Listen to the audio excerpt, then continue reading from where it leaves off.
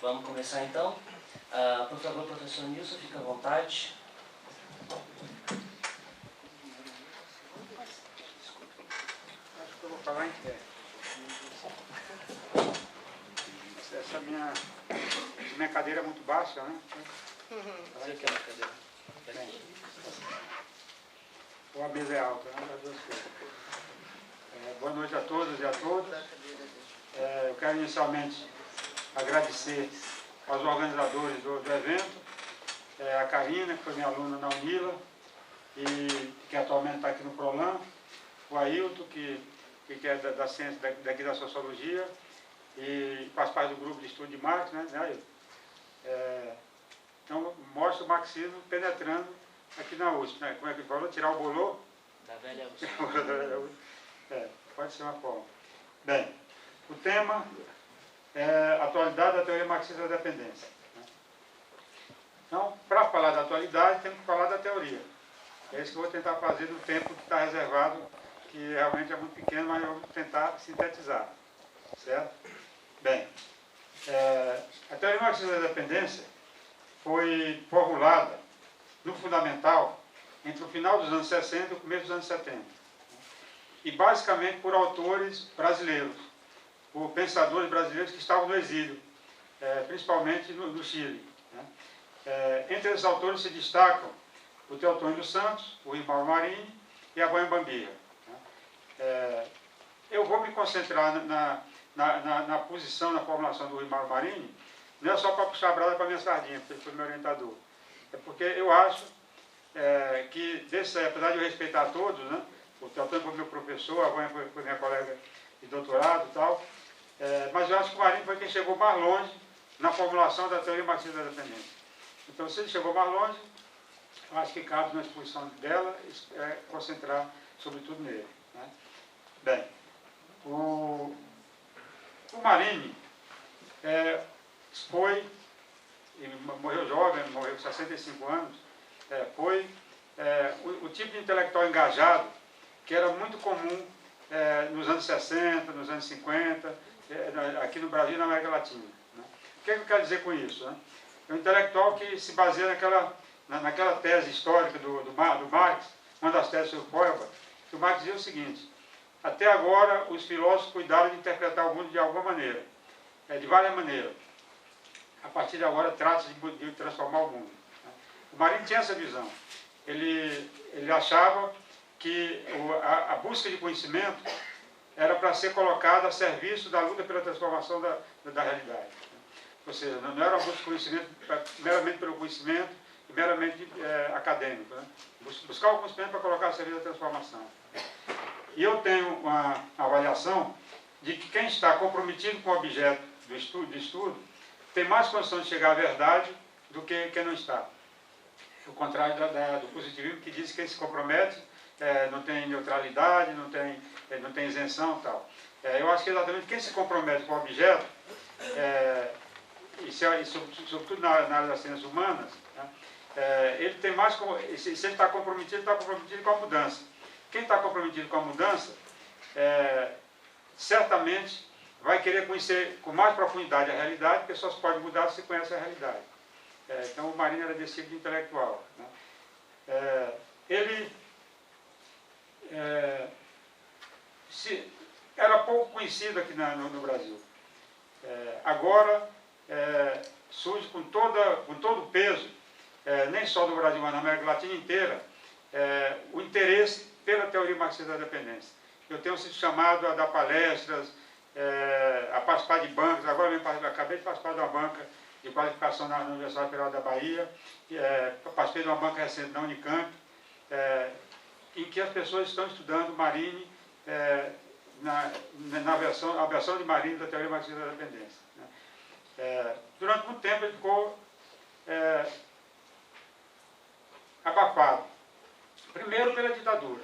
Ele era exilado, né, porque foi preso na luta contra a ditadura, ele era exilado, foi inicialmente para o México, depois para o Chile, depois para o México de volta, depois do Fernando Henrique, quando estava se discutindo a anistia, que seria dada em 79, Fernando Henrique foi um ano antes do México, para publicar uma matéria, um artigo que publicou aqui no Brasil, um artigo escrito por Hélio Serra, em que ele deforma o conjunto do pensamento do Marini para poder criticar. E deforma de maneira grosseira, em vários casos, em vários aspectos importantes. Tal. Por que ele fez isso? Por que o Fernando Henrique Cardoso fez isso? Ia ter anistia, o Marini ia voltar, e ele sabia o peso que tinha as ideias do Marini, e que é exatamente o contrário dele. Né? Você vê, a partir daí, se passou a dizer aqui no Brasil que o teórico da dependência era o Fernando Henrique Cardoso. Né? Eu tenho dito o contrário, que ele não fez uma teoria da dependência, ele fez uma apologia da dependência, porque para ele a dependência promove o desenvolvimento, promove a modernização, promove, inclusive, basta ler a conclusão do livro, que ele escreveu com palito para ver, promove, inclusive, a melhor distribuição de renda. Então, fez a apologia, então, quando ele disse lá na frente, quando se atribuiu a ele ter dito, esqueça o que eu escrevi, eu acho que, eu não acredito que ele tenha dito aquela frase, porque, na verdade, ele veio no governo aquilo que ele tinha escrito. Reforçou o laço de dependência, porque ele já tinha feito a apologia da dependência, depois reforçou o laço de dependência na prática, concreta, com o governo e tal. Bem,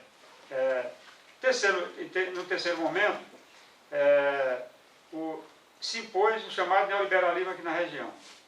O pessoal chegou a chamar de pensamento único, chegou a nos chamar, a nós críticos, de dinossauros. Nós tínhamos dinossauros, o pensamento único era o pensamento do mercado pode tudo, tal, do chamado neoliberalismo. Então, eram momentos que, adversos para a teoria do Marini, vicejar. E por que volta a ter peso agora? Eu acho que, simultaneamente com a crise mundial e crise na região, a crise do pensamento que foi vendido como pensamento único, que é o neoliberalismo. Com a crise do pensamento se busca novas referências e se ancora em referências antigas, dentre elas o Marini. Né? Bem, dito isso, vamos tentar sintetizar quais as ideias centrais do Marini e tentar já ir mostrando a atualidade dela. Né? Em primeiro lugar, Marini achava que, para entender as economias da América Latina, as economias subdesenvolvidas, particularmente da América Latina, só era possível se partisse do entendimento da economia mundial, economia capitalista mundial. Dada a forma de inserção dessa economia no mundo, então você não podia entender o Brasil, não podia entender a Argentina e o México se você não entendesse a economia mundial. Essa é a primeira referência importante dele e tal. Segundo, que essas economias se inserem de maneira subordinada no contexto da economia capitalista mundial. E ao se inserir, isso é o que gera a dependência. A definição dele de dependência é exatamente essa. É a inserção subordinada das economias no contexto da economia capitalista mundial. E segundo ele, essa inserção subordinada, essa inserção dependente, traz características específicas para as economias da América Latina. Que ele chamou de capitalismo sui generis. Segundo ele, é o seguinte: aqui na região se reproduzia as tendências gerais do capitalismo do centro, mas de maneira particular, de maneira específica, não reproduzia da mesma maneira. Então, as leis gerais do capital eram reproduzidas aqui, porque era economia capitalista, mas de maneira específica, que ele chamou de capitalismo sui generis. Isso significava o quê? Que a economia da região deformava boa parte que eu vou mostrar como, né, das leis gerais da economia capitalista e exacerbava as suas contradições. Então, tinha as mesmas contradições que tinha no capitalismo desenvolvido, só que de maneira exacerbada. Tinha as mesmas leis econômicas no capitalismo, só de maneira deformada. Né? Bem, então, vamos, para poder demonstrar isso, vamos começar com a primeira grande ideia dele sobre como entender a região. Né? Vou começar dizer o seguinte, que a inserção subordinada, a inserção dependente das economias da região no contexto da economia capitalista mundial, gera a transferência de valor dos países dependentes para os países centrais. Transferência de valor. Como se dá essa transferência de valor? A primeira a abordagem dele da transferência de valor é o que ele chamou de intercâmbio desigual. Intercâmbio desigual significava o quê? Que essas economias se inseriam, passaram a se inserir, sobretudo, meados do século XIX em diante, na divisão internacional do trabalho, como produtor e exportador de produtos primários e importador de produtos industriais. E no intercâmbio entre os países do centro e os países da periferia, os países da periferia vendiam seus produtos abaixo do valor para o centro e adquiriam os produtos industriais acima do valor. Então, era esse o mecanismo de transferência inicial que ocorria nas economias da região. E por que se dava isso? Não vou usar o quadro dele, não. Eu gosto de explicar isso no quadro dele, porque eu faço uma forma e tal. Vou só colocar de maneira genérica, né? Segundo ele, é o seguinte: baseado em Marx, os setores que têm maior produtividade e, consequentemente, o que Marx chamava de maior composição orgânica do capital, que é a maior relação entre o capital gasto e meio de produção, o capital gasto por ser trabalho, né? Esse setor tende a se apropriar de valor no seu intercâmbio com o setor que tem menor produtividade e, consequentemente, menor relação entre o capital gasto por força de trabalho e gasto com meio de produção e gasto por força de trabalho. Então, se dá uma transferência para poder nivelar a taxa de lucro entre esses setores, né? Bem, isso se agrava, esse intercâmbio desigual, ou seja, vender acima do valor os países centrais e os países dependentes vender abaixo do valor, isso se agrava na fase imperialista, na fase monopolista do capitalismo. Porque no momento que passa a predominar os monopólios dos países centrais, esses monopólios passam a ter força para obter um lucro extraordinário no mercado internacional, consequentemente para vender acima do valor as suas mercadorias, e reforça aquela tendência que já vinha de antes da fase monopolista, que é o intercâmbio desigual em detrimento dos países da periferia e tal. Bem, então, essa primeira forma de transferência de valor. Segunda, isso é típica da fase imperialista da economia capitalista, da fase iniciada no final do século XIX, começo do século XX. Que transferência é essa, né? O Lenin chegou a dizer que o imperialismo é a etapa do capitalismo que passou a preponderar a exportação de capitais sobre a exportação de mercadorias. E a exportação de capitais se dava sob duas formas clássicas: empréstimos e o chamado investimento direto estrangeiro, que na maior parte não era nem investimento, era compra de estruturas já produtivas, já existentes nas economias da periferia, né? Bem, essa forma de dependência gera uma transferência de valor, que é através da remessa de lucros, remessa de juros, royalties, né?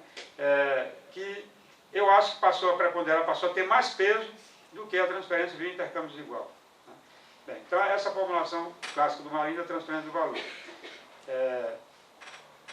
Existe atualidade para isso? Como é que funciona o mundo de hoje em relação a essa questão, né? Muita gente começou a dizer que, em função da melhoria dos preços das commodities no período recente, que teria acabado o intercâmbio desigual, que agora os países da periferia estavam se beneficiando da sua relação com os países centrais e tal. Isso já ocorreu várias vezes na realidade do capitalismo, de haver, em alguns momentos de crise, ou de alguma circunstância criada, favorece os preços das matérias-primas. Isso ocorreu no final dos anos 60, começo dos anos 70, e voltou a ocorrer lá naquela época que estava tendo uma expansão muito forte do capitalismo no final dos anos 60, começo dos anos 70, havia uma demanda muito grande de matérias-primas, alimentos e tal. Voltou a ocorrer agora, em função da demanda chinesa, e também boa parte do capital especulativo fugiu da especulação em função da crise e começou a fazer estoque de commodities, né?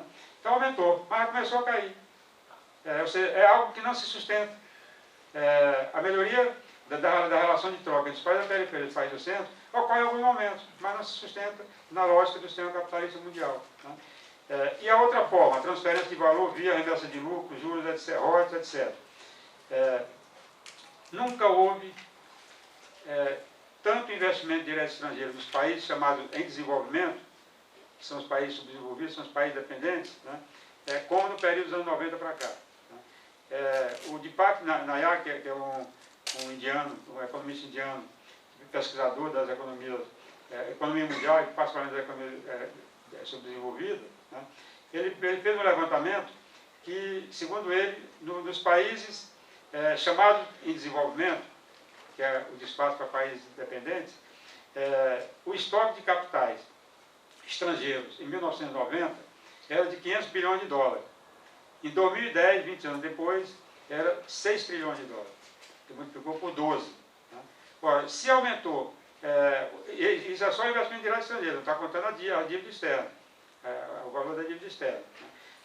Se aumentou 12 vezes a presença dos capitais estrangeiros dentro dos países dependentes, imagine enquanto aumentou a remessa de lucros, a remessa de juros, a remessa de royalties, os superfaturamentos, as várias formas de transferência de valor. Tá?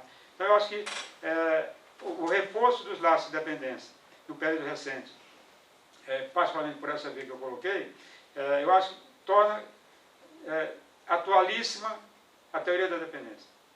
Torna a necessidade de conhecer para poder entender esse fenômeno. Tá? Bem, vamos para a segunda categoria. Eu não vou colocar todas, porque não vamos ter tempo. Que tempo eu tenho já? O senhor ainda tem 17 minutos. Ainda tem 17? Ah, então eu estou falando rápido, assim, que eu posso falar mais devagar. Porque eu sou maranhense, né? E no Maranhão se fala rápido, porque lá a região é bem atrasada. Então tem que chegar rápido, então tem que falar mais rápido para poder alcançar os outros. Né? Mas eu vou falar mais devagar. O Marinho dizia o seguinte, que a decorrência, o colorário, gostaram da expressão? Colorário? Natural da transferência de valor dos países dependentes para os países centrais, é o que ele chamou de superexploração da força de trabalho. O que o corolário natural dizia que era a resposta que a economia dependente tinha para o fato de ter que mandar excedente para fora, para ter que mandar valor para fora. Que, na verdade, esse valor que é mandado para fora é mais valor, mais-valia, é uma parcela da mais-valia. Né? Então, para poder compensar o envio da mais-valia para fora, a economia dependente superexplora a força de trabalho. Né? O que significa isso? Significa, em linhas gerais, pagar a força de trabalho abaixo do seu valor. Né? O que é o valor da força de trabalho? Né? É o valor das mercadorias, dos bens que o trabalhador consome com a sua família, para poder se reproduzir em condições sociais dadas. Esse é o valor da força de trabalho, na definição de Marx. Né? Bem, então, pagar abaixo desse valor. E sob 3 formas básicas. Uma forma é o aumento da jornada de trabalho, outra forma é o aumento da intensidade do trabalho, você usar cada vez mais intensivamente a força de trabalho dentro do processo produtivo, e a outra, dizer assim, se apropriar do fundo de consumo do trabalhador. Se apropriar daquilo que seria necessário para a sua subsistência, então não paga nem isso, paga abaixo da sua subsistência. Então, tem essas 3 formas da superexploração da força de trabalho. Né? Eu, na minha tese de doutorado, quando eu fiz, alguns de vocês não tinham nem nascido ainda, né? Faz alguns anos, eu constatei isso com dados, com estatísticas, construí indicadores, para o período que eu analisei. O período que eu analisei foi o período do segundo PND.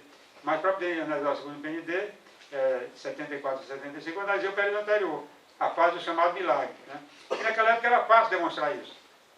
Era muito fácil.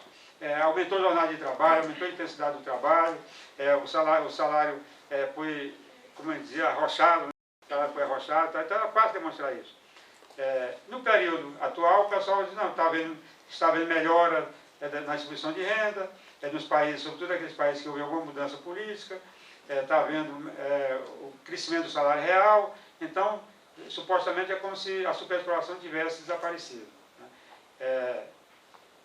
Eu não vou pegar, porque não temos tempo, para ver os principais países da região, para ver o que está ocorrendo em relação. Vou pegar só o Brasil. Né? Qual é o salário mínimo no Brasil? 788, por aí, né? 788, salário mínimo no Brasil.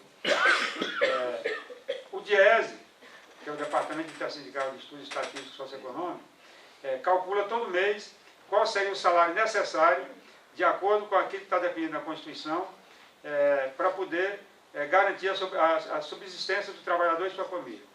Ela computa 4 pessoas, pai e a mãe e 2 filhos. Né? No momento que definiu o salário mínimo de 788 em janeiro, o salário necessário era 3.118. Atualmente já está 3.370 em maio. 3.118. Ou seja, 4 vezes mais do que o salário mínimo. Então, digamos, o que seria necessário para reproduzir a força de trabalho em condições sociais dadas é 4 vezes maior do que o salário mínimo. Quem ganha até 4 salários mínimos, você tem ideia do percentual da população? Ó? Quem ganha até 4 salários mínimos. 4? Deve ser uns 70%. Mas 4 salários mínimos dá mais do que a média do pessoal ocupado brasileiro. Então não dá certo isso. Em resumo, é muito pouca gente. Quem ganha até 4 salários mínimos é bastante gente. O salário mínimo dos 3 ou dos... Não, quem ganha até 4. Né? Porque quem ganha 1 é pouca gente, mas quem ganha até 4 seria, digamos, o que está sendo, o que seria necessário para reproduzir a força de trabalho, é 4 salários mínimos. Isso é um percentual enorme. Né?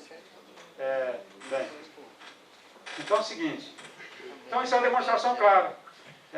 A maior parte da força de trabalho no Brasil ganha até o necessário para produzir a força de trabalho, ganha disso aí para baixo. Né? Para que melhor demonstração do que essa de que segue pagando abaixo do valor da força de trabalho. Né? Ou seja, apesar de ter melhorado, o governo Lula particularmente realizou uma recuperação importante do salário mínimo, adotou uma política de recuperação do salário mínimo, apesar disso, segue havendo superexploração da força de trabalho. Né? Bem, terceiro elemento. Terceiro elemento é o que o Marinho chamou de cisão da esfera alta e da esfera baixa da circulação. Ou seja, o que é a esfera alta? É a esfera de consumo realizada pelas camadas de renda mais altas, que inclui a burguesia, o empresariado, setores da classe média, setor da classe média alta e tal. E esfera baixa é o consumo basicamente dos trabalhadores. Né? Segundo ele, nos países desenvolvidos, ocorre uma imbricação entre essas 2 esferas. O trabalhador consome bem de cima, o de cima consome bem de baixo, há uma certa implicação pelo nível de salário real que tem os trabalhadores dos países desenvolvidos. Segundo ele, aqui na periferia, o que é que ocorre? Na base primária exportadora, o consumo da burguesia e dessas camadas de maior nível de renda que o consumo industrial era abastecido basicamente pelas importações. E, por outro lado, a produção local era feita basicamente para exportação. Então, o trabalhador não consumia do produto importado, a não ser marginalmente, e o produto que ele produzia, na sua maioria, ele também não consumia, que era para exportação. Né?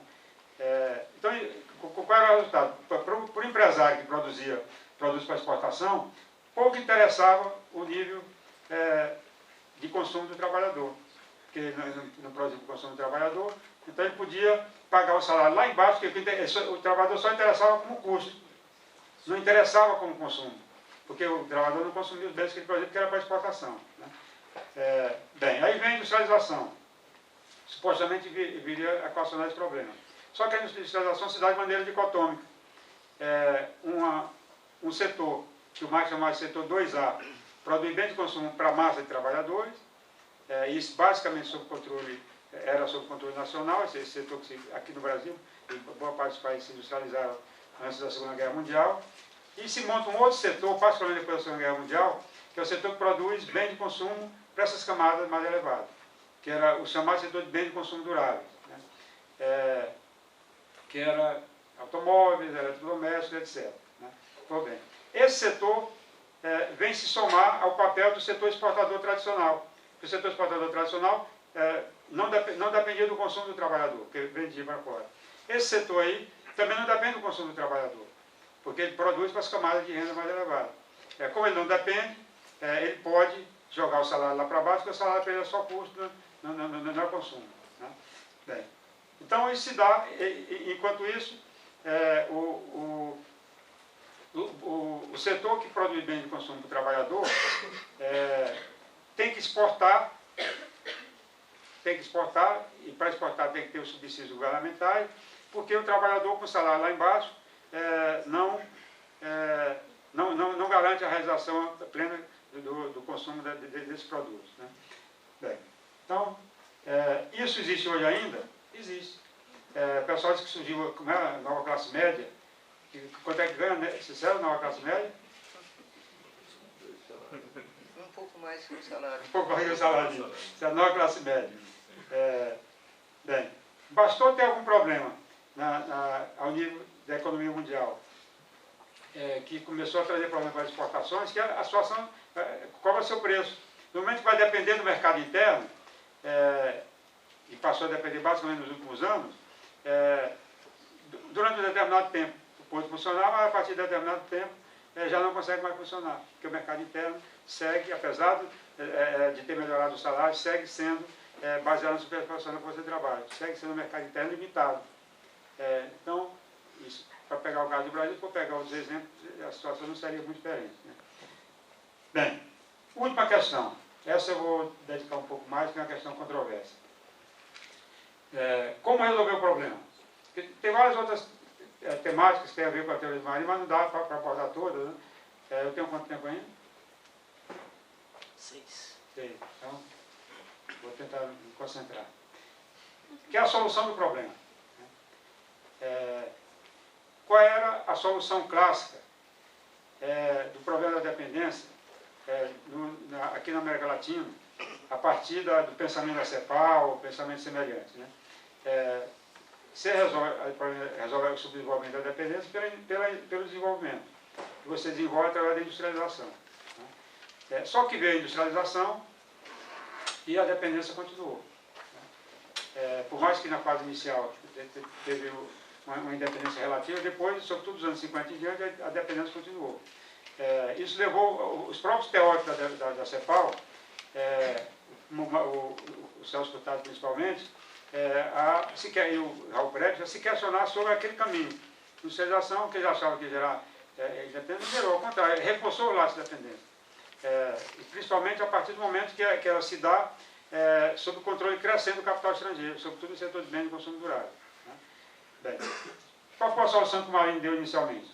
Para resolver o problema da dependência, tem que liquidar as relações de produção capitalista e dependência. Que significava, segundo ele, resolver através do socialismo, né? Bem, foi a primeira versão que ele deu, que é a versão no geral que os teóricos marxistas da dependência deram, né? No entanto, ele tem uma colocação feita no final dos anos 80, começo dos anos 90, que altera, não inteiramente, mas altera em parte essa colocação, né? Ele, durante toda a trajetória dele, ele não havia estudado a questão da integração regional, integração latino-americana. Havia bordejado, mas não havia feito um estudo sobre isso, né? E aí fez esse estudo, começou a dar palestras no final dos anos 80, sobretudo depois dos acordos entre Brasil e Argentina, que deram origem depois ao Mercosul, e depois, em 92, ele publicou um livro chamado América Latina, Dependência e Integração. Tudo bem, Júlio? Chegou atrasado, mas chegou, né? Não sei se ele vai entender. Nesse livro, ele define o que é integração. A primeira ele define o seguinte, que a dependência inviabiliza a integração regional dos países da periferia, em primeiro lugar. Em segundo lugar, no momento de crise da dependência, abre espaço para ações autônomas que permitem avançar no processo de integração, né?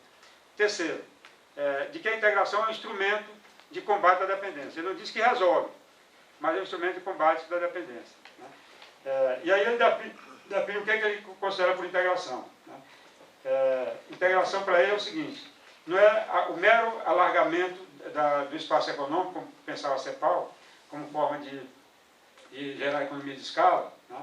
Mas, segundo ele, a integração é um caminho para integrar as amplas massas da população. Ele está pensando em integração, não apenas regional, mas a decorrência dela na integração social. As amplas massas da população ao consumo, ao trabalho e à cultura.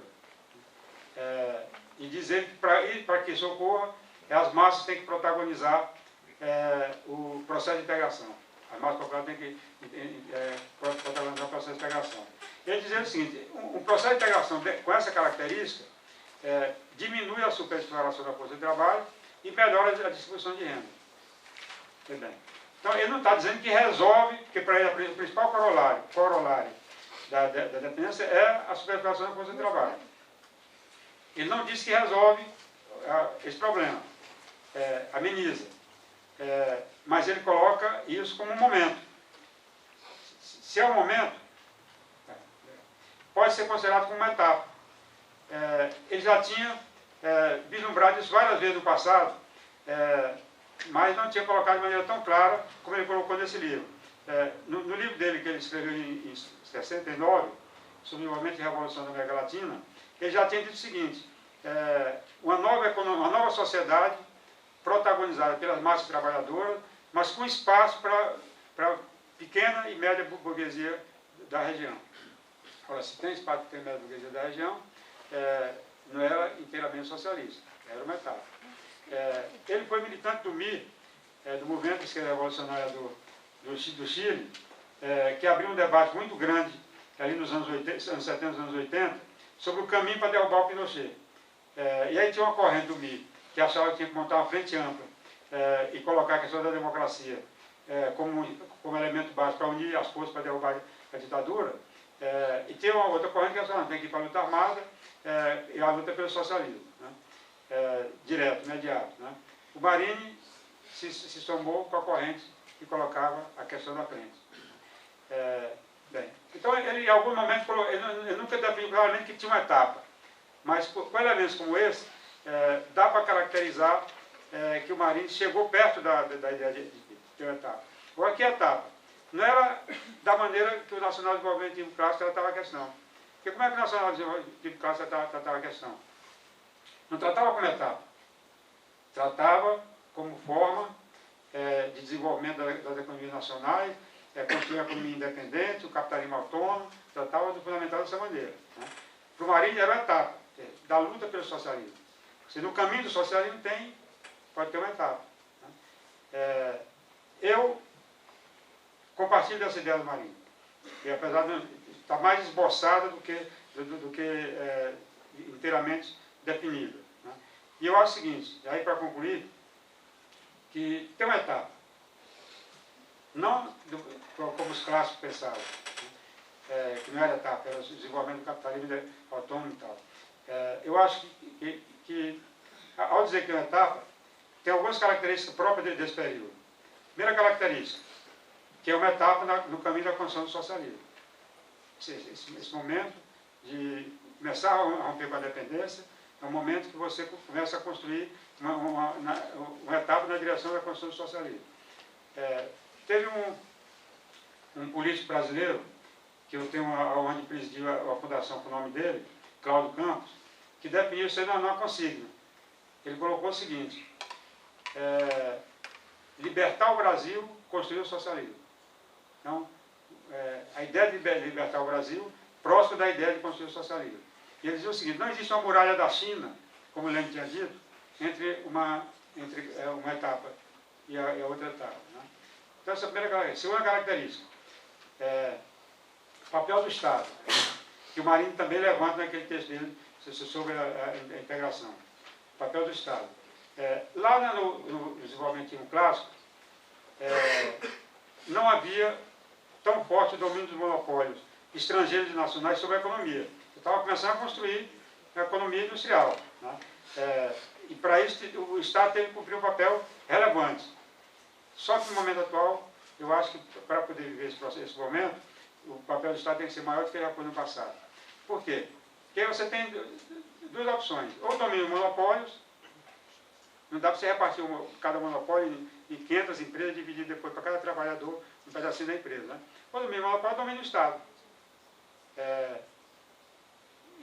Isso aí já foi designado no passado, de capitalismo de Estado. O nome aí no caso é secundário. O importante é que para poder se pensar em construir uma economia, uma sociedade que vive uma etapa em direção ao socialismo, o papel do Estado é fundamental. Né? Porque ou domínio do monopólio ou domínio do Estado. Tá? Terceira questão, que é a questão colocada pelo Marini. Questão da integração regional. Os nacionais desenvolvimentistas do passado já tinham colocado essa questão. O Perón, em reunião com Getúlio em 53, onde ele propôs o ressurgimento do Pacto ABC, que é um acordo assinado entre Brasil, Argentina e Chile, lá no começo do século XIX, o Peroso chegou a dizer o seguinte, no ano 2000, ou estaremos unidos ou seremos dominados. Ele achava que era uma coisa para o futuro, só seria dominado 50 anos depois. Na verdade, não era, ela estava dominado antes. Né?